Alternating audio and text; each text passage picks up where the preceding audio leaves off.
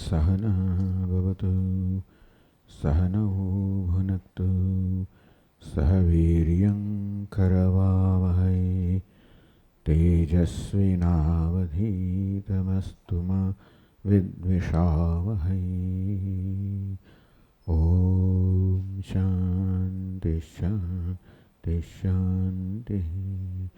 ॐ पूर्णमदः पूर्णमिदं पूर्णात् पूर्णमुदच्यते पूर्णस्य पूर्णमादाय पूर्णमेवावशिष्यते। ॐ शान्ति शान्ति शान्तिः। श्रुतिस्मृतिपुराणानाम् आलयं करुणालयं नमामि भगवत्पादं शङ्करं लोकशङ्करं शङ्करं शङ्कराचार्यं केशवं बादरायणं सूत्रभाष्यकृतौ वन्दे भगवन्तौ पुनः पुनः। ईश्वरो गुरुरात्मेति मूर्तिभेदविभागिने व्योमवद्व्याप्तदेहाय दक्षिणामूर्तये नमः। ॐ पार्थाय प्रतिबोधितां भगवता नारायणेन स्वयं व्यासेन ग्रथितां पुराणमुनिना मध्ये महाभारतम् अद्वैतामृतवर्षिणीं भगवतीम् अष्टादशाध्यायिनीम् अम्ब त्वामनुसन्दधामि भगवद्गीते भवद्वेषिणीम्।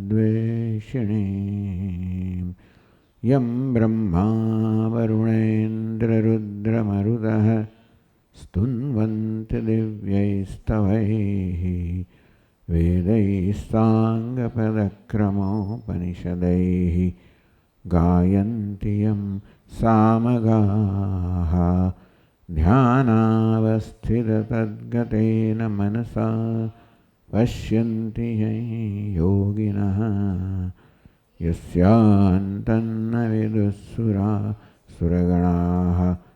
देवाय तस्मै नमः। ज्ञेयं यत्तत् प्रवक्ष्यामि यज्ञात्वामृतमश्नुते अनादिमत्परं ब्रह्म न सत्तन्नासदुच्यते। सर्वतः पाणिपादं तत् सर्वतोक्षिशिरोमुखम् सर्वतः श्रुतिमल्लोके सर्वमावृत्य तिष्ठति।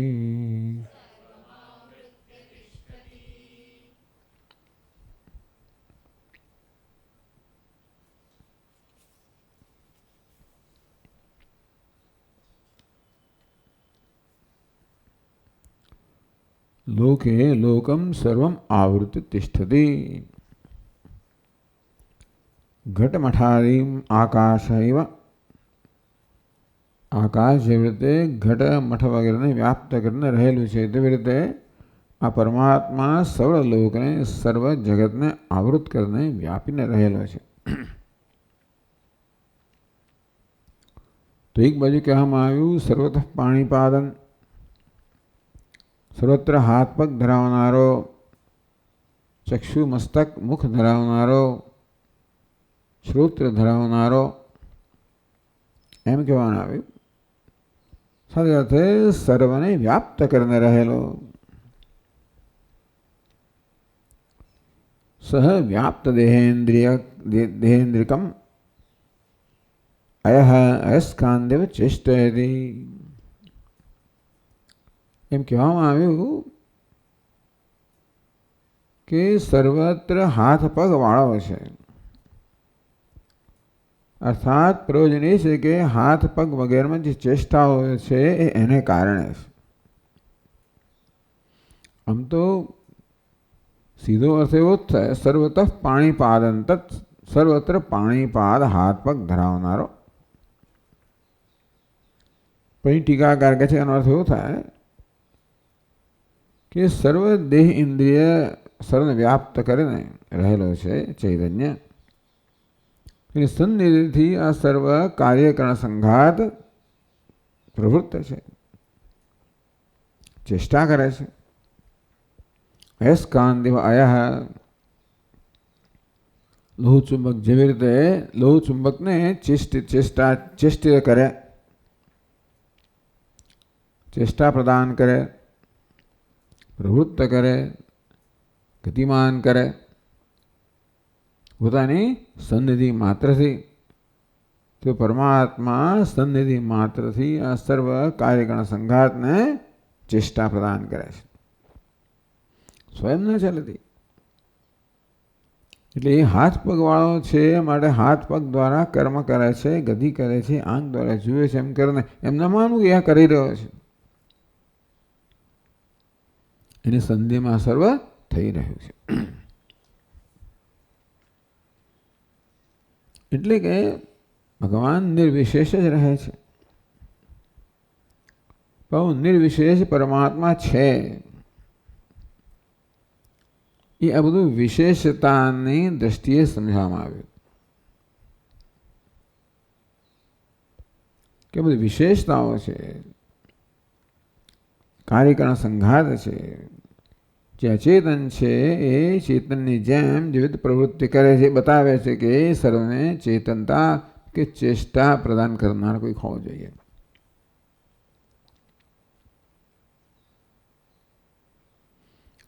આ પ્રકારે માત્ર પરમાત્માની એનું અસ્તિત્વ સિદ્ધ કરવા માટે અથવા તેની સંભાવના દર્શાવવા માટે ન સત્તન્ના સદુચ્યતે, સત અસત સ્થૂળ સૂક્ષ્મ કાર્ય કારણ સર્વનો ભગવાન નિષેધ કરવામાં આવ્યો. અર્થ એ થયો કે પરમાત્મા કોઈ ઘટપટની જેમ જ્ઞાનનો વિષય બની શકે નહીં. ઘટપટ વગેરે છે એ તો આપણે પ્રત્યક્ષ જ્ઞાનથી કે એને રચાયેલા બીજા પ્રમાણથી સિદ્ધ કરી શકીએ. એટલે ઘટ તો પોતાના હોવાપણું સિદ્ધ કરી શકે છે જ્ઞાનનો વિષય બનીને, એનું વિષયીકરણ થાય છે. આ પરમાત્માનું વિષયીકરણ થતું નથી, કારણ કે વિષયીકરણ થવા વિષયપણું જોઈએ, વિશેષતાઓ જોઈએ. પરમાત્મા નિર્વિષય છે માટે એનો વિશેષતા નથી, એનું વિષયીકરણ ના થઈ શકે અને તેથી ઘટપટીની જેમ એ જ્ઞાનનો વિષય ન બની શકે. અંતુ બીજી છે એવું કહેવા માટે સામાન્ય રીતે આપણી પાસે જે કારણ હોય કે ધોરણ હોય કે ઘટ છે, પટ છે, સત છે, અસત છે, એ જેવી રીતે આપણે આપણા પોતાના અનુભવથી કહી શકીએ છીએ તેવી રીતે આ જ્ઞેય છે, બ્રહ્મ છે, પરમાત્મા છે, આપણે કહી શકતા નથી. અર્થાત ઘટપટ જેવી રીતે પોતાનું અસ્તિત્વ જાહેર કરે છે, સિદ્ધ કરે, તેમ પરમાત્મા જાણે કે એટલે આપણા ધોરણ પ્રમાણે સિદ્ધ થતું નથી.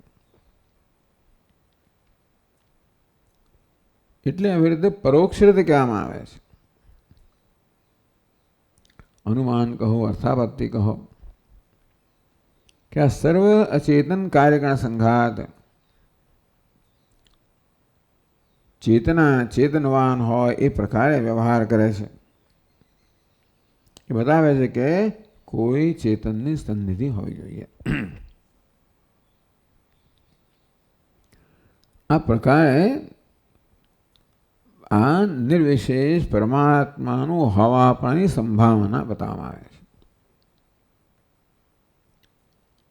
તો આપણે શ્રદ્ધા મૂકી શકીએ તો કોઈક દિવસે આપણા જ્ઞાનનો વિષય બને. કારણ કે એને જ્ઞેય કહેવામાં આવ્યો. જ્ઞેયમ યત્તત્ પ્રવક્ષ્યામિ યજ્ઞાત્વા અમૃતમશ્નુતે. જે જાણવાનું છે એ વિશે કહી છે, જાણે ને તું અમરતા પ્રાપ્ત કરશે, મોક્ષ પ્રાપ્ત કરશે. એને જાણવું જોઈએ અને જાણી શકાય છે. અને છતાં પણ ઘટપટને જાણી શકાય એ પ્રકાર જાણી શકાતો નથી. એટલે એને જાણવા માટેની બીજી પદ્ધતિ છે. એ પદ્ધતિ હું ક્યારે અપનાવું? અરે છે એ પહેલાં મારા મનમાં નિશ્ચિત થયું કે ભગવાન છે, નહીં તો પછી એને જાણવાનો પ્રયત્ન જ ના થાય ને.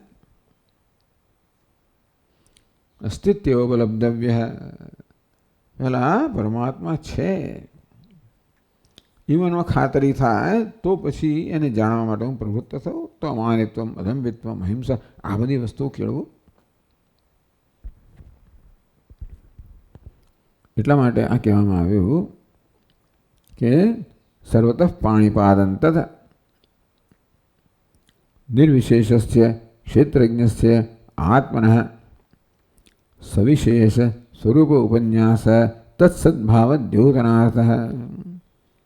687 પાન પર કહેવામાં બીજી પંક્તિમાં ક્ષેત્રજ્ઞ કહો, જ્ઞેય કહો, બ્રહ્મ કહો,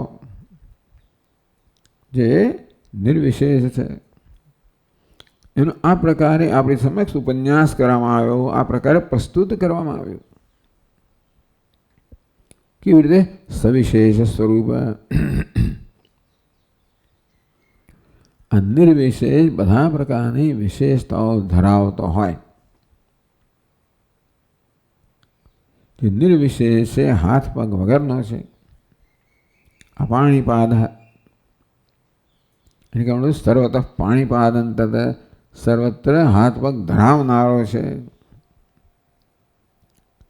નિર્વિશેષ છે એ બધી વિશેષતાઓ ધરાવનાર એ પ્રકારે આપણી સમક્ષ પ્રસ્તુત કરવામાં આવ્યું. શેના માટે? તત્સદભાવ દ્યોતનાર્થ. એ નિર્વિશેષ પરમાત્મા સદભાવનો હોવા પણ પ્રગટ કરવા માટે હોવો જોઈએ. આ બધી વિશેષતાઓ સક્રિય છે, કાર્યશીલ છે. અચેતન ચેતનવંતું જાણે હોય એ પ્રકારે વ્યવહાર કરે છે, વર્તે છે. એ બતાવે છે કે એમને ચેતનતા પ્રદાન કરનાર, પોતાની સન્નિધિ માત્રથી ચેતનતા પ્રદાન કરનાર કોઈ સ્વયં નિશ્ચળ ચેતન તત્વ હોવું જોઈએ. હવે 687 પાન પર આગળ કહે છે બીજી પંક્તિથી સર્વતઃ પાણીપાદાદિ લક્ષણ પ્રતિપાદિતમ.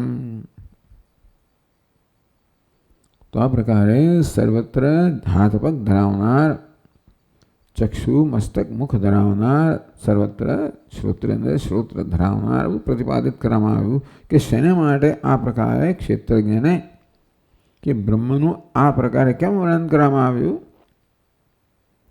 એ છે એની સંભાવના દર્શાવવા માટે. તો ક્ષેત્રજ્ઞનો આ ક્ષેત્રજ્ઞ છે ને એનો પ્રભાવ કહેવામાં આવી રહ્યો છે. સચયો યત પ્રભાવશ્ચ સહ ક્ષેત્રજ્ઞ યહ, એ ક્ષેત્રજ્ઞ જેવો છે, કેવો છે? ન સત્તન્ના સદુચ્યતે, એનું સ્વરૂપ પ્રભાવ કેવો છે? સર્વતઃ પાણીપાદ, અંદર સર્વતઃ હાથ પગ વગેરે ધરાવનાર. ક્ષેત્રમ જાનાતિ ઇતિ ક્ષેત્રજ્ઞ, આ પ્રકારે ક્ષેત્રજ્ઞનું અવલક્ષણ પ્રતિપાદિત કરવામાં આવ્યું. તો ક્ષેત્રજ્ઞ શબ્દનો એક અર્થ કયો? ક્ષેત્રમ જાનાતિ ઇતિ ક્ષેત્રજ્ઞ, જે ક્ષેત્રને જાણે છે, એનો સાક્ષી છે, એને પ્રકાશિત કરનાર છે. અથવા ક્ષેત્રધર્મૈ સ્વયં જ્ઞાયતે ઇતિ વા ક્ષેત્રજ્ઞ, ક્ષેત્રેણ જ્ઞાયતે ઇતિ ક્ષેત્રજ્ઞ. ક્ષેત્રથી જે જણાય છે. કયું ક્ષેત્ર? કાર્યકણ સંઘાત.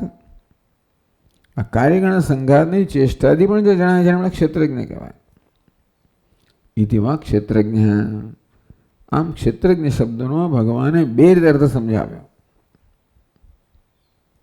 ક્ષેત્રને એતદ્યો વ્યતીતમ પ્રાહુ ક્ષેત્રજ્ઞ, આ ક્ષેત્રને જે જાણે છે એ ક્ષેત્રજ્ઞ છે.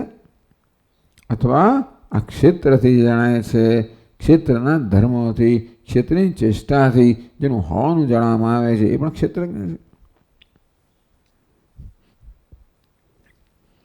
તો એમાં કયા પ્રકારનું અનુમાન રહેલું છે? અનુમાનથી જાણ્યું ને તો આપણે તથા હે પાણીપાદ બુદ્ધિન્દ્રિયાદ ચેતન શક્તિ નિમિત્ત સ્વવ્યાપારા સ્વતઃ જડત્વા ચર્મદારમય પ્રતિમાદિવત. એક અનુમાન કર્યું. શું પ્રતિજ્ઞા કરી? પાણીપાદ સર્વતઃ પાણીપાદંત બુદ્ધિ ઇન્દ્રિયાદ જ્ઞાનેન્દ્રિયો વગેરે એટલે સમગ્ર કાર્યકરણ સંઘાતને ક્ષેત્ર કહેવામાં આવ્યું. ઇદમ શરીરમ કૌંતેય ક્ષેત્રમ ઇતિ અભિધીયતે. આ શરીર કાર્યકરણ સંઘાત.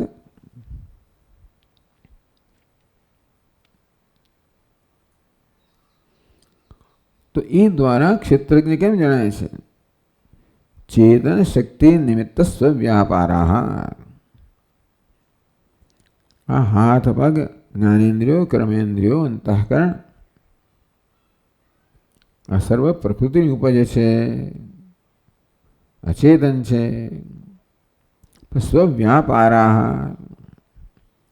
પોતપોતાનો વ્યાપાર પોતપોતાની પ્રવૃત્તિ કરે છે.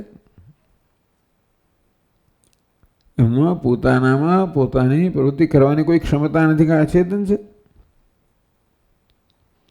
એટલે ચેતન શક્તિ નિમિત્ત વ્યાપારા એ પછી આપણે અનુમાન કરીએ કોઈક ચેતન શક્તિ હોવી જોઈએ જે નિમિત્ત છે. એટલે એ બહુ અગત્યનું કે આપણે બહુ ચર્ચા કરવામાં કેનો ઉપનિષદમાં શ્રોત્રસ્ય શ્રોત્રમ મનસો મનોયત વાચો વાચમ. તો જેને કારણે શ્રોત્રેન્દ્રિયમાં શ્રોત્રેન્દ્રિય પણું છે, મનમાં મન પણું છે. કે નિશ્ચિતમ પતતિ પ્રેષિતમ મન. કોને કારણે આ મન છે પોતાના વિષયમાં ગતિ કરે છે વગેરે. તો આ બધા કાર્યકરણ સંઘાતની ચેષ્ટા કે વ્યાપાર જ બતાવે છે. કેમ વ્યાપાર કરનારો નહીં પરંતુ એમના વ્યાપાર માટે નિમિત્તભૂત ચેતન શક્તિ નિમિત્ત વ્યાપારા. આ ચેતન શક્તિ રૂપી નિમિત્તથી આ બધા પોતાનો વ્યાપાર કરે છે. ચેતન શક્તિ વ્યાપાર કરાવનારી નથી. આ પરમાત્મા પ્રેરક નથી. કેને શીતમ ભલે કહેવામાં આવ્યું.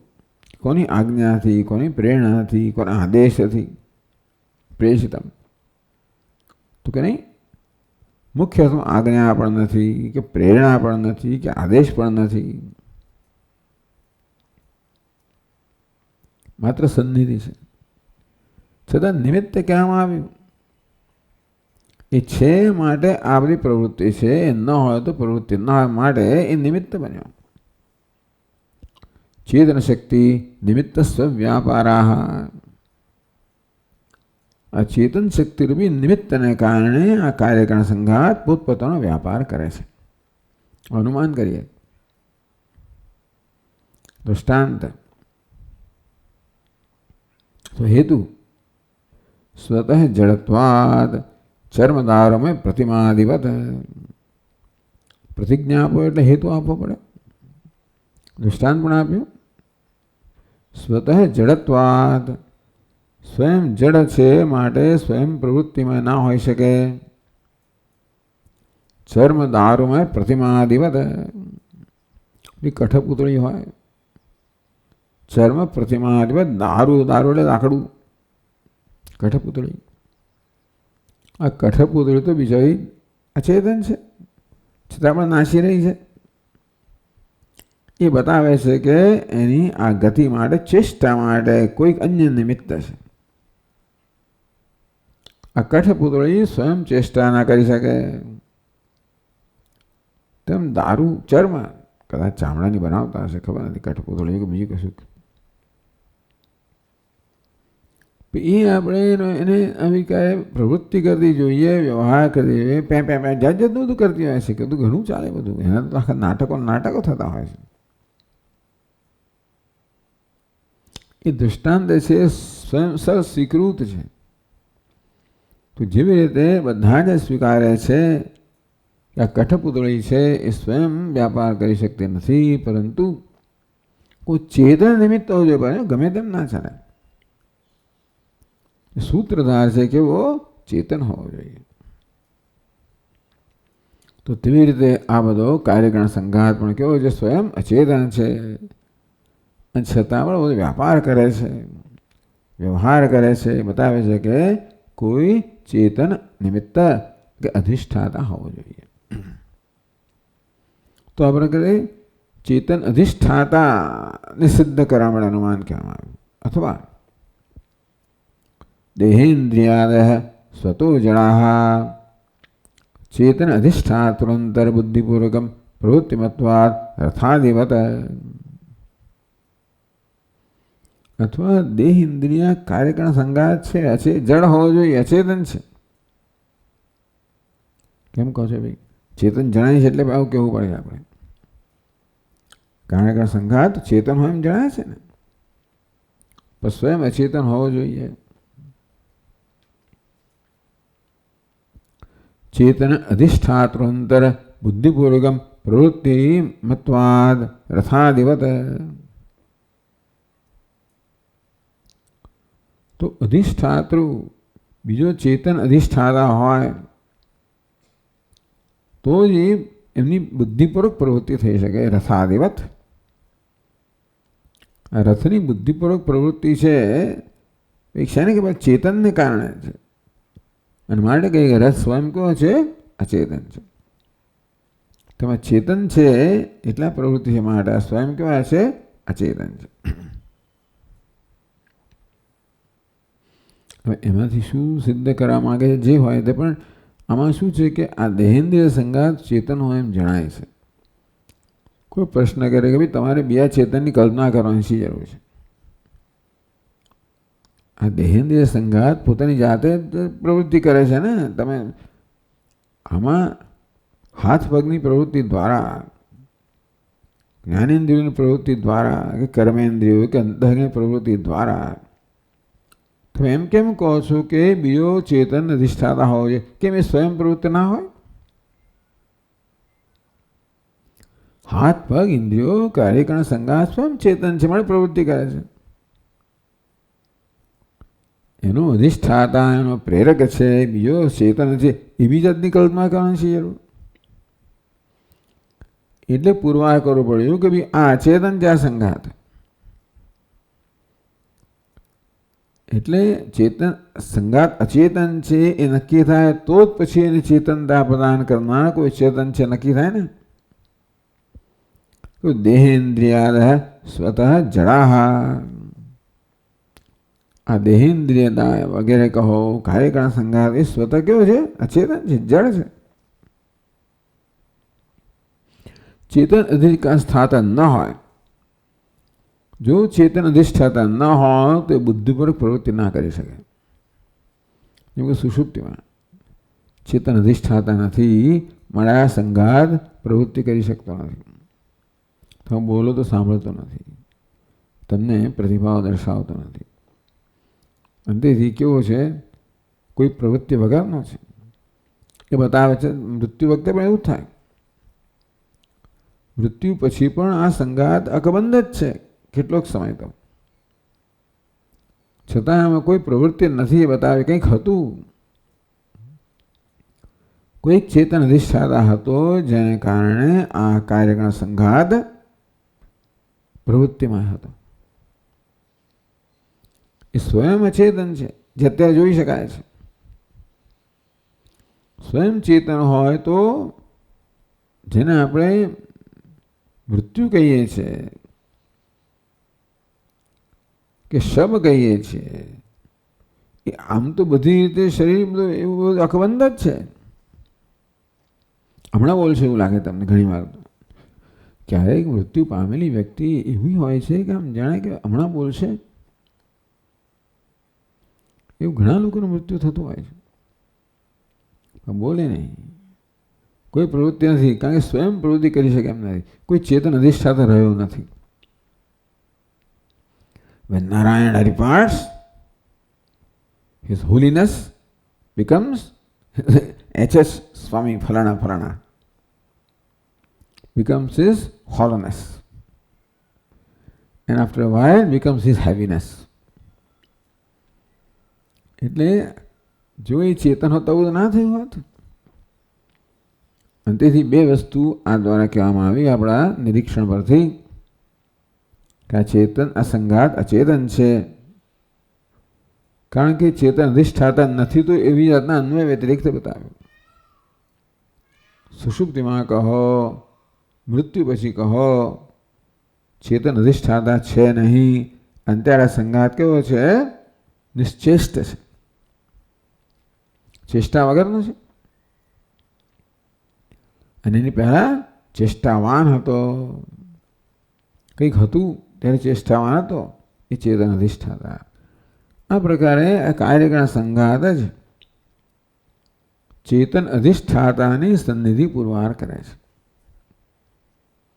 આ તો જેને માનવું હોય માને, કોઈ વૈજ્ઞાનિકો માને નહીં આ બધું, અને ડૉક્ટરો વૈજ્ઞાનિકોમાં જ આવે એ બધું ના માને. કે તમારે તો આ તો બતાવવું પડે. તમારે વિજ્ઞાન કોને કહેવાય? તમે જે વસ્તુ પ્રસ્તુત કરો કહો એનો પુરાવો જોઈએ. કેવો પુરાવો જોઈએ? ભૌતિક પુરાવો જોઈએ. તમે ચેતનને બતાવો કે આ રહ્યો ચેતન, લે તો અમે માનીએ. અથવા એવું કોઈક તમે સાધન ઉત્પન્ન કરો, ઇન્સ્ટ્રુમેન્ટ, જેથી ચેતનને માપી શકાય કે થાય, એનું કેટલું વજન, શું કે એ પ્રકાર તો સ્વીકાર, ભાઈ કોઈ સ્વીકાર નહીં. એટલે અહીંથી આપણે જુદા પડીએ. આ જગતમાં ચેતન તત્વ એનો સ્વીકાર નથી. ભલે તમે નાસ્તિકો, એની એક રીત છે. કશી વસ્તુનો સ્વીકાર કરવાની દરેકની ભિન્ન ભિન્ન પદ્ધતિ છે. પણ જે માત્ર તર્ક અથવા બધા નિર્ણયો કરતા હોય, બધા નિર્ણય બુદ્ધિ એટલે તર્કપૂર્વકના જ થતા હોય. અને તર્કમાં હંમેશા હેતુ જોઈએ, તમને દૃષ્ટાંત જોઈએ, અને તેથી તમારે પુરાવો, તું કહો વિજ્ઞાનનો પુરાવો જોઈએ. કેવો પુરાવો? મને તમે બધા લોકો એ પુરાવાને પુરવાર કરી શકે. એવું નહીં કે તમે એકલાનો અનુભવ થયો અને એવું ના ચાલે. આપણે શું કહીએ?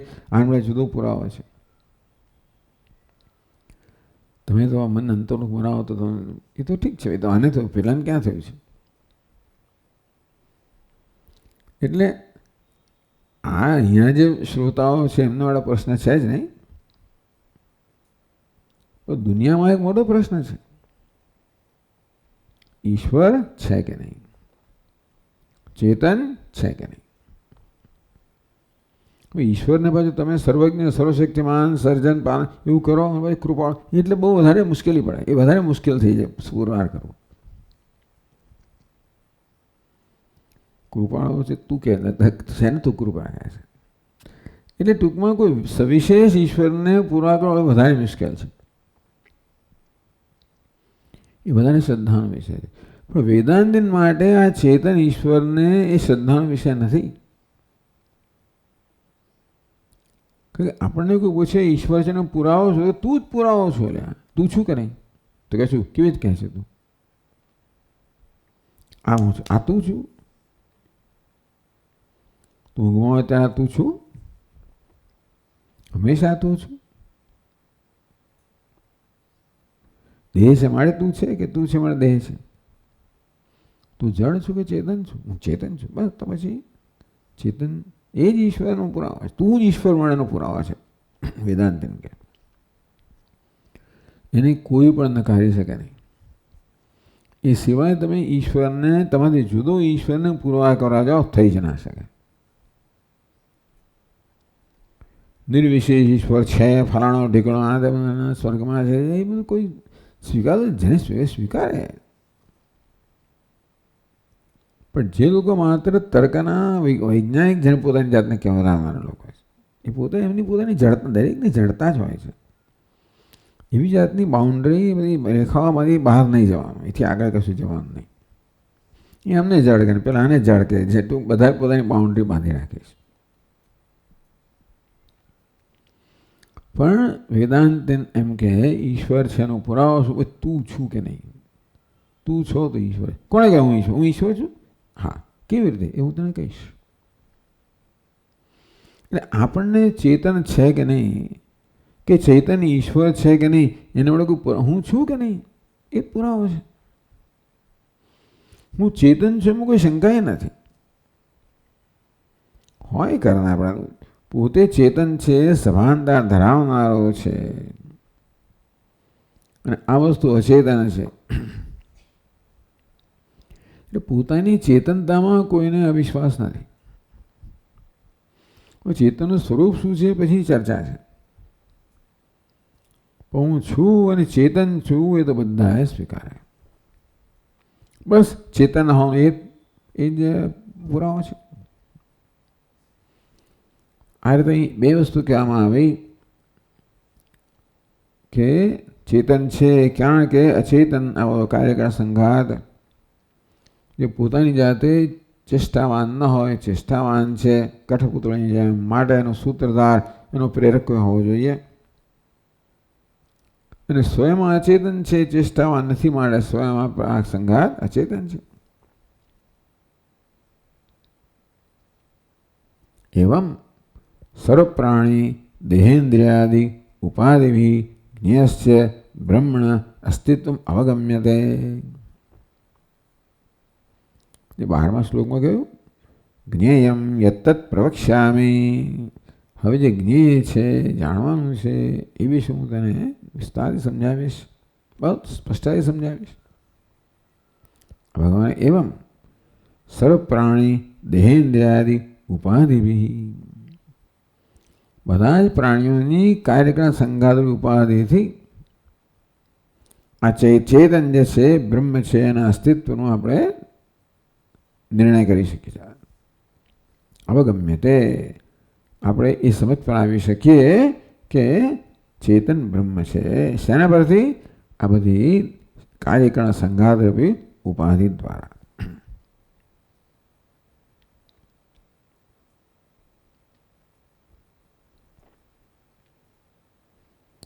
એ દર્શનમેવ ટૂંકમાં આ પ્રકારે જ્ઞેય કે બ્રહ્મને આ પ્રકારે પ્રસ્તુત કરવાનું પ્રયોજન આ છે કે બ્રહ્મ છે. એ દર્શનમેવ ક્ષેત્રજ્ઞસ્ય આત્મન અસંગસ્યાપી. ક્ષેત્રજ્ઞ ચૈતન્ય આત્મા અસંગ છે, કશા સાથે સંબંધિત નથી. તો એ શ્રોત્રસ્ય શ્રોત્રમ મનસો મનોયત વાચો વાચો એ પ્રકારે કહેવામાં આવ્યું. ત્યાં પણ પાણીપાદાદિ મત્વમ ઔપાધિકમ કે ક્ષેત્રજ્ઞ કે બ્રહ્મ કે ચૈતન્ય હાથ પગ ધરાવનારો છે, સર્વત્ર હાથ પગ ધરાવનારો છે, ચક્ષુ શ્રોત્ર ધરાવનારો છે, મસ્તક વગેરે ધરાવનારો છે, એવું કહેવામાં આવ્યું. એ વાસ્તવમાં અસંગ છે, કશા સંબંધિત નથી. પછીના શ્લોકમાં કહેવામાં આવશે મિથ્યાભૂતમપી ઉદરીકૃત્ય. એવું કહેવું કે બધે હાથ પગ ધરાવનારો છે, બધે ચક્ષુ શ્રોત્ર ધરાવનારો છે, એ હકીકત નથી. મિથ્યાભૂતમ એના અસ્તિત્વને પુરવાર કરવા માટે કે સંભાવના દર્શાવવા માટે આ પ્રકારે કહેવામાં આવ્યું. મિથ્યાભૂતમ ઉદરીકૃત્ય એટલે સાચું નથી કે ચૈતન્ય પરમાત્મા હાથ પગ ધરાવે છે, ચક્ષુ શ્રોત્ર ધરાવે છે, મસ્તક અંતઃકરણ ધરાવે છે, એ મુખ્ય અર્થમાં બરોબર નથી. ગૌણ અર્થમાં કહેવાય કે એના સિવાય ધરાવનારું છે કોણ? આ ધરાવનારો ચેતન જ હોય ને, કશી વસ્તુ ધરાવનારો માલિક તો ચેતન જ, એક જ ચેતન છે પાછું. એટલે કહીએ કે એ બધા હાથ પગ ધરાવે છે, ખોટું તો નથી, કારણ કે બીજું કોણ ધરાવે? અને છતાં આપણે મુખ્ય અર્થમાં ધરાવે છે એમ કહીએ તો એ નિર્વિશેષતા છે, એ નિર્વિશેષતા બાધિત થઈ જાય. એ ધરાવે છે, જાણે કે ધરાવે છે, ધરાવ્યા વગર ધરાવે છે. આ જ આખું મોટું રહસ્ય છે. કોઈ માલિક નથી, સબકા માલિક એક, એટલે કોઈ માલિક જ નથી. વાત સાચી, માલિક તરીકે આપણે એની આરાધના કરીએ. પછી માલિક મુખ્ય અર્થમાં તો એને બહુ મુશ્કેલી સહન કરવી પડે. માલિક એટલે શું, તે શું કર્યું, માલિક ત્યાં નામ કહેવાનું, પેલા ને પેલું 1000 પ્રશ્નો ઉપસ્થિત થાય. કશી પણ વસ્તુ કહીએ એટલે એના વિશે આ બધા હાથ પગ ધરાવનારો છે, મતલબ 100 પ્રશ્નો પૂછે, આપણા મનમાં સૂઝે નહીં. પેલાના આંખ કેમ નથી, પેલા આવું કેમ નહીં, પેલા ફલાણું કેમ નથી, 1000 પ્રશ્નો થાય. આવી કેમ આંખ, આવું કેમ, વગેરે વગેરે. બધાને કેમ આંખો નથી આપતી, બધાને કેમ નથી આપ્યું. એટલે એવું નથી કે આ, એટલે મુખ્ય અર્થમાં, એટલે ટૂંકમાં આ ધરાવનારો તે સિવાય કોઈ હોઈ ના શકે. એટલે ટૂંકમાં આપણે હાથ પગ વગેરે કાર્યકરના સંઘાતની ચેષ્ટાઓ જોઈએ તો આપણે જરૂર સ્વીકારવું પડે કે આ બધું કરનાર કોઈ છે તો ખરો છે, બધું ધરાવનાર કોઈ છે તો ખરો છે, આ દ્વારા આ બધા કર્મ કરનાર કોઈ છે તો ખરો છે. આમ કાર્યકરણ સંઘાતની ચેષ્ટા પરથી આપણે આવો નિર્ણય કરીએ. પણ જેના વિશે નિર્ણય કર્યો છે એ બ્રહ્મને જોઈએ ત્યારે તો એ તો કશું ધરાવતો નથી. એ બરોબર છે. એક વ્યાવહારિક દ્રષ્ટિબિંદુ છે, બીજું પારમાર્થિક દ્રષ્ટિબિંદુ છે. વ્યાવહારિક દ્રષ્ટિબિંદુ ઈશ્વર સગુણ છે, સવિશેષ છે, બધું જ ધરાવનાર છે, બધું જ કરનાર છે. એટલે પારમાર્થિક તત્વ છે એ એની સંભાવના બતાવવા માટે વ્યવહાર દ્વારા એનો નિર્દેશ કરવામાં આવ્યો. તો નિષેધ દ્વારા પારમાર્થિક તત્વ કહેવામાં આવ્યું. સત્તન્ના સદુચ્યતે અસ્થૂલમ અનણુ અહ્રસ્વમ અદીર્ઘમ અચક્ષુશ્રોત્રમ તદપાણીપાદમ નિત્યમ વિભુમ વગેરે. નિષેધ દ્વારા પારમાર્થિક તત્વ છે એનો નિર્દેશ કરવામાં આવે. હવે કારણ કે પારમાર્થિક એ પરમાત્મા સામાન્ય રીતે જ્ઞાનના કારણ હોય એ દ્વારા જ્ઞાનનો વિષય બને નહીં. એટલા માટે એની હોવા માટેની સંભાવના નક્કી કરવી પડે, પછી એને જ્ઞાન મળવાનો પ્રયત્ન થાય.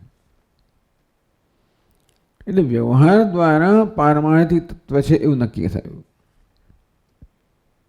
આ વ્યવહાર ન શક્ય બન્યો હોય જો વ્યવહારને પ્રેરણા પ્રદાન કરનાર પરમાર્થ ન હોત. તો આ બધું હાથ પગ વગેરે ચેષ્ટા વ્યવહારના સ્તરે છે. એટલે વ્યવહારના સ્તરનો પણ ઈશ્વર છે, જે બધું કરનાર છે, બધી વિશેષતા ધરાવનાર છે, જે નિયંતા છે, સર્જક છે, પાલક છે, સંહારક છે. ઈશ્વરનું આ વર્ણન કેવું છે? વ્યવહારના સ્તરનું. તો પહેલા ઈશ્વરને એ પ્રકારે જાણવાનો. જ્યારે એમ કહેવામાં આવે કે અસ્તિત્વ ઉપલબ્ધસ્ય તત્વભાવ પ્રસિદ્ધતિ. ઈશ્વર છે એ પ્રકારે જેણે પહેલા જાણ્યું છે, અર્થાત આ જે વ્યવહાર જે છે બધું ઈશ્વરને કારણે છે, ઈશ્વર જ છે એ પ્રકારે જેણે જાણ્યું છે. પહેલાં ઈશ્વરને કારણે છે, ઈશ્વર નિમિત્ત છે, પછી ઈશ્વર જ છે એ ઉપાદાન પણ છે. આ પ્રકારે સર્વમ ખલ્વિદમ બ્રહ્મ, આ સર્વ બ્રહ્મ છે એ પ્રકારે વ્યવહારના સ્તરે ઈશ્વરને જાણીએ. ત્યાર પછી વ્યવહારના નિષેધ દ્વારા આત્મરૂપે પારમાર્થિક ઈશ્વરને આત્મરૂપે જાણીએ. એક જ રીતે જણાય, બીજી રીતે જણાય નહીં. આ પ્રક્રિયા છે. એટલે સગુણ બ્રહ્મનું જ્ઞાન છે એ નિર્ગુણ બ્રહ્મના જ્ઞાનનું, સગુણ બ્રહ્મની ભક્તિ એ નિર્ગુણ બ્રહ્મના જ્ઞાનનું સાધન બને. આ વેદાંતની પ્રક્રિયા. બધો યોગ જે કહેવામાં આવ્યો, કર્મયોગ હોય, ભક્તિ યોગ હોય, ધ્યાન યોગ વગેરે બધા યોગ જે કહેવામાં આવ્યા એ બધા સગુણ બ્રહ્મના, સવિશેષ બ્રહ્મની આરાધના રૂપમાં છે. શેને માટે છે? એની આરાધના જેથી એ પ્રસન્ન થાય. એ અનુકૂળ થાય અને તો પછી પોતાના પારમાર્થિક સ્વરૂપને આત્મરૂપે પ્રગટ કરે. આત્મરૂપમાં જ છે ને, બોલતો નથી. પ્રગટ નહીં તો તકલીફ જ ના હોત ને. અહીંયા જ આત્મ સ્વરૂપ જ છે. ક્યાં બોલે છે? આખી દુનિયા બહાર શોધે છે, બોલતો નથી. એટલે ભાઈ હું અહીંયા છું, મને બહાર શું કામ શોધે? કશું નથી બોલતો. બધાનો સાક્ષી છે. એમ બોલતો કરવો પડે એવું છે. અને એના માટે ભક્તિ અને અનુકૂળ બનાવવાનો. એટલે કે મધુસૂદન સરસ્વતી કહે આ ભક્તિ છે નિષ્પક્ષ પરમાત્માને પક્ષપાતી બનાવે છે. ये भजन्ति तमाम भक्त्या मयि ते तेषु चाप्यहम. જે લોકો ભક્તિપૂર્વક મારું ભજન કરે છે એ મારામાં છે, હું એમનામાં છું.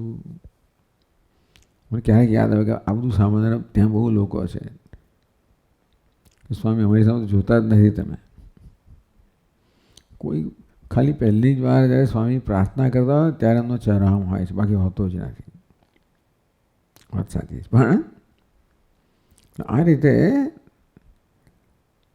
એટલે કહેવામાં આવ્યું કે ઔપાધિક મિથ્યાભૂત આપી ઉરીકૃત્ય ઉચ્ચતે ભગવતા. આ પ્રકારે ખરેખર એટલે પારમાર્થિક ભગવાન હાથ પગ ધરાવનારો નથી, એની એ જ ભગવાન છે. એ પારમાર્થિક ભગવાન વ્યવહારિક સ્તર પર જાણે કે ઉતરી આવ્યો, આ બધું ધરાવનારો, સર્જક બન્યો, પાલક બન્યો, સંહારક બન્યો, બધું ચેષ્ટા કરનાર બન્યો, બધું કરનાર બન્યો, 1000 હાથ વાળો બન્યો, જેની ઈચ્છા વગર એક પાંદડું પણ ના હાલે એવો બન્યો વ્યવહાર.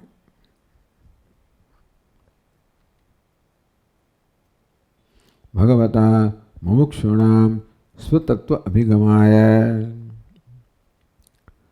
મુમુક્ષુઓ પોતાના વાસ્તવિક પારમાર્થિક તત્વનો અભિગમ કરે, જાણે એ માટે ભગવાન અનુભવનો વિષય છે એને ઈશ્વર પર પ્રગટ કર્યો, વ્યક્ત કર્યો. કે જેનો અનુભવ થયેલો ઈશ્વર જ છે. તો એ દ્વારા આ સવિશેષ ઈશ્વર છે એ નિર્વિશેષ ઈશ્વરનું કે પરમાત્માના જ્ઞાનનું જાણે કે સાધન બન્યું. કોઈ સીધો સંબંધ નથી. શાખા ચંદ્ર ઇતિવત, શાખા અગ્રે ચંદ્ર ઇતિ. શાખાના અગ્રભાગમાં ચંદ્ર છે, કોઈ સંબંધ નથી. છતાં શાખાનો અગ્રભાગ ચંદ્રના દર્શન માટે નિમિત્ત બન્યો. તેમ સગુણ અને નિર્ગુણ કોઈ સંબંધ નથી. એક અધ્યારોપના સ્તરે છે, બધું અધિષ્ઠાનના સ્તરે છે, સંબંધ નથી.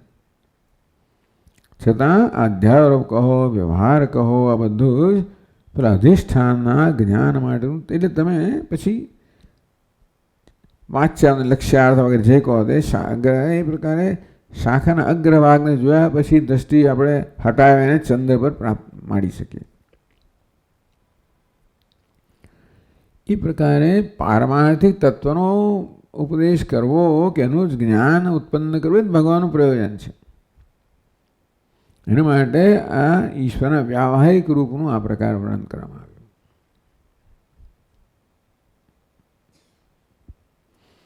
એટલે અહીં પાછો વેદાંતની ટીકા કરે, તમે માનો કે આ ભગવાન છે તો ઉભા ભાઈ ના માનશો, એટલે એમને ચિંતા છે. એક બાજુ વર્ણન કરવા જાય પછી વધારે પડતું તમે મહત્વ આપો તો આ જ ભગવાન તો નહીં, એવું નથી. તરસ તદેવ પારમાર્થિક રૂપમ. એમ આ પારમાર્થિક રૂપ નથી ભગવાને વર્ણન કર્યું. એ સર્વત્ર હાથ પગ ચક્ષુ શ્રોત્ર ધરાવનારું, બધી આંખથી જોનારું, બધા મસ્તી વિચારનારું, એ કે મુખ્ય અર્થમાં ભગવાન નથી. પણ મુખ્ય અર્થમાં એ ભગવાન છે, એના જ્ઞાન માટેનું આ સાધન છે. એના ભક્તિનો વિષય છે.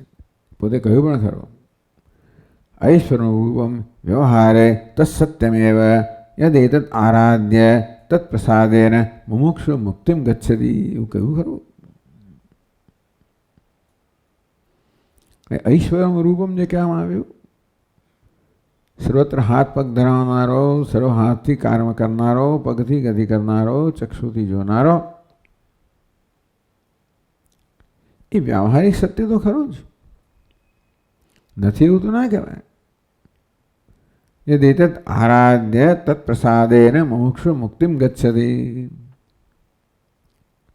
જેની આરાધના કરવાથી એની પ્રસન્નતા પ્રાપ્ત કરીને, એટલે કે ઈશ્વર જેને આપણે જાણવાનો છે એને આપણે પહેલાં અનુકૂળ બનાવવો પડે. કશું જાણવું હોય તો કેટલી બધી મહેનત કરવામાં આવે છે ને, કેટલા બધા સાધનો હોય. કોઈ સૂક્ષ્મદર્શક યંત્રો વગેરે હોય, કોઈ દૂરદર્શક યંત્ર હોય, દૂરબીનો હોય. આ શેના માટે છે? જેને જાણો છે અનુકૂળ બનાવવા માટે. તો પછી પોતાની અંદર પ્રગટ કરે આપણી સમક્ષ, અને આપણું મન પણ એની સાથે જોઈએ. ચાલો, એટલે છતાં વ્યાવહારિક રૂપ છે ભગવાનનું, જે પારમાર્થિક તત્વને જાણવા માટેનું સાધન છે. તદેવ પારમાર્થિક રૂપમ યત ન સત્તન્નાસદુચ્યતે યોક્તમ. પારમાર્થિક તો એ જ છે જે સત પણ ના કહેવાય, અસત પણ ના કહેવાય, એવું છે, નિર્વિશેષ છે. એ પારમાર્થિક રૂપ છે. એતેન સર્વક્ષેત્રેષુ પરસ્પર ભિન્નેષુ ક્ષેત્રજ્ઞસ્ય આત્મનઃ એકત્વમ. ક્ષેત્રજ્ઞમ ચાપ્યમામ વિદ્ધિ સર્વક્ષેત્રેષુ ભારત. એ ભારત, સર્વક્ષેત્રમાં હું એક જ ક્ષેત્રજ્ઞ છું, એ તું જાણ. એ તેના જ્યારે કહેવામાં આવ્યું સર્વત્ર હાથ પગ ધરાવનારો, સર્વત્ર સર્વચક્ષુથી જોનારો, સર્વકાંદી સામનારો એક. એટલે ક્ષેત્રમાં, ચક્ષુશ્રોત્રમાં, કાયકરણ સંઘાતમાં અનેકતા છે. તો બધાની ચેષ્ટા પ્રદાન કરનાર, એ દ્વારા જાણે કે ચેષ્ટા કરનાર ચૈતન્ય એક છે. એ તેને સર્વક્ષેત્રેષુ પરસ્પર ભિન્નેષુ ક્ષેત્રજ્ઞસ્ય આત્મના એકત્વમ. ક્ષેત્ર અનેક છે, કાર્યકરણ સંઘાત અનેક છે, પરસ્પર ભિન્ન છે. છતાંય જે ક્ષેત્રજ્ઞ છે, આત્મા છે, એક છે.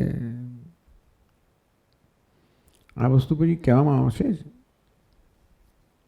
સમમ સર્વેષુ ભૂતેષુ તિષ્ઠંતમ પરમેશ્વરમ વિનશ્યત્સુ અવિનશ્યંતમ વગેરે.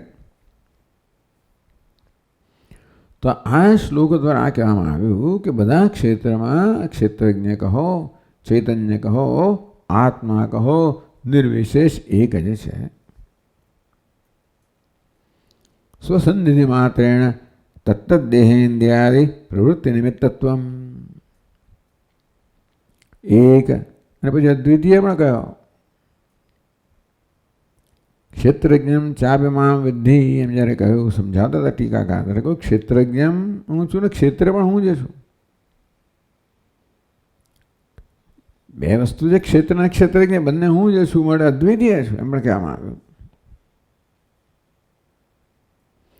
એકત્વમ અદ્વિતીયત્વમ સ્વસંધિ માત્રેણ નિધિ માત્રેણ તત્તદ્દેહેન્દ્રિયાદિ પ્રવૃત્તિ નિમિત્તત્વમ. પોતાની સંધિ માત્રથી જ દેહેન્દ્રિયાદિ કાર્યકરણ સંઘાતની પ્રવૃત્તિનું નિમિત્ત છે કહેવામાં આવ્યું. અનેક પરસ્પર ભિન્ન ક્ષેત્રોમાં એક જ ક્ષેત્રજ્ઞ છે, આત્મા જે ચૈતન્ય છે, અને બધા જ ક્ષેત્રોની કાર્યકરણ સંઘાતની પ્રવૃત્તિ માટેનું નિમિત્ત છે. પ્રવર્તકત્વેન પ્રવર્તેભ્ય તેભ્ય ભિન્નત્વમ. એ પણ ખરું. વીજળી જે છે એ પંખાને પ્રવૃત્ત કરે છે. વીજળી કેવી છે? પ્રવર્તક. પંખો કેવો છે? પ્રવર્ત્ય. પ્રવર્તક એટલે પ્રવૃત્ત કરનાર. પ્રવર્ત્ય જે પ્રવૃત્ત થયો. આમ દ્રષ્ટા, દૃશ્ય, એમ પ્રવર્તક પ્રવર્ત્ય એવું થયું. તો જેમ વીજળી શું છે? પ્રવર્તક. પંખો શું છે? પ્રવર્ત્ય.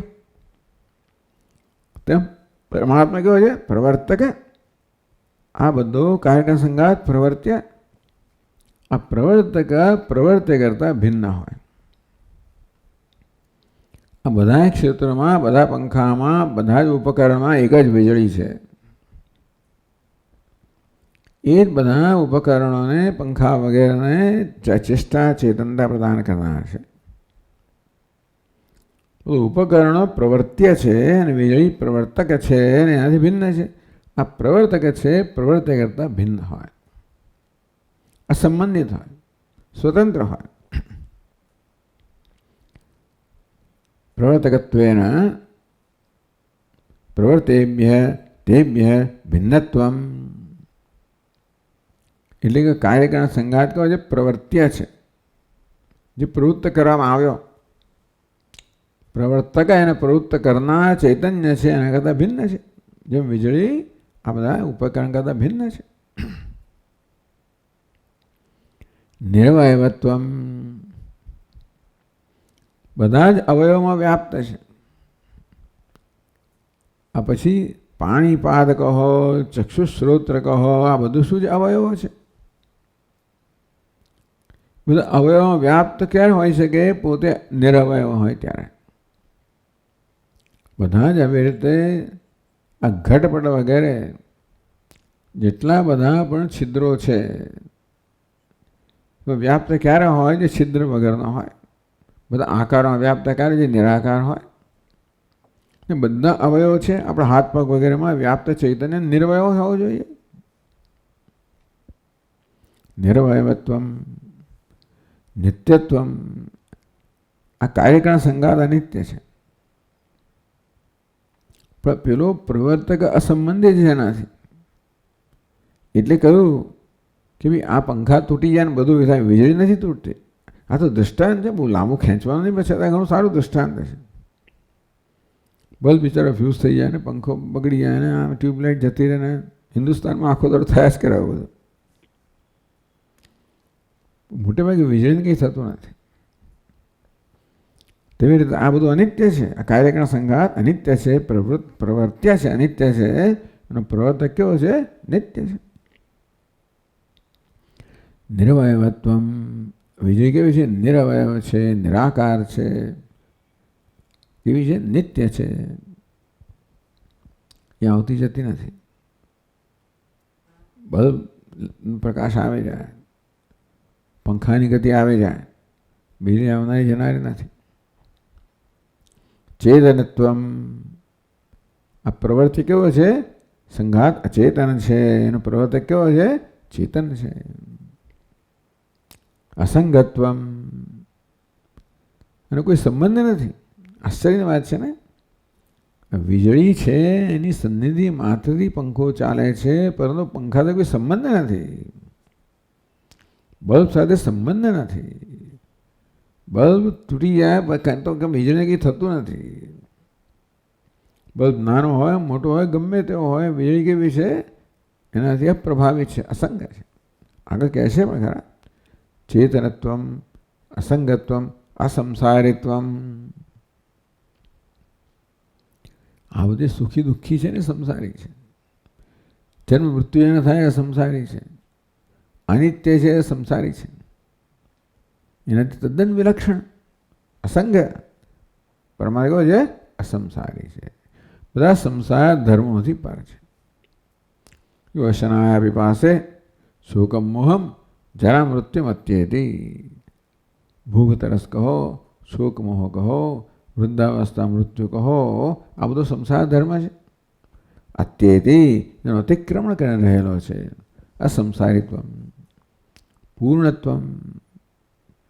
બધા અપૂર્ણને વ્યાપ્ત કરનાર સ્વયં કહે છે પૂર્ણ છે, કે એની કોઈ સીમા નથી.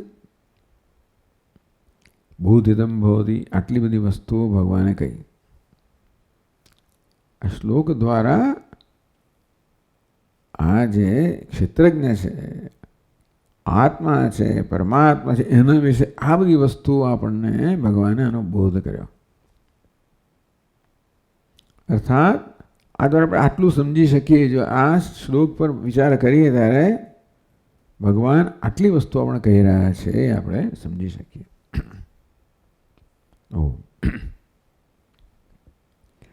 ઓમ પૂર્ણમદ પૂર્ણમિદમ પૂર્ણાત પૂર્ણમુદચ્યતે પૂર્ણસ્ય પૂર્ણમાદાય પૂર્ણમેવાવશિષ્યતે. ઓમ શાંતિ શાંતિ શાંતિ. શંકરમ શંકરાચાર્યમ કેશવમ બાદરાયણમ સૂત્રભાષ્યકૃતૌ વંદે ભગવन्तौ પુનઃ પુનઃ. ઈશ્વરો ગુરુરાત્મેતિ મૂર્તિભેદવિભાગિને વ્યોમવદ્વ્યાપ્તદેહાય દક્ષિણામૂર્તયે નમઃ. ઓમ શાંતિ શાંતિ શાંતિ. હરે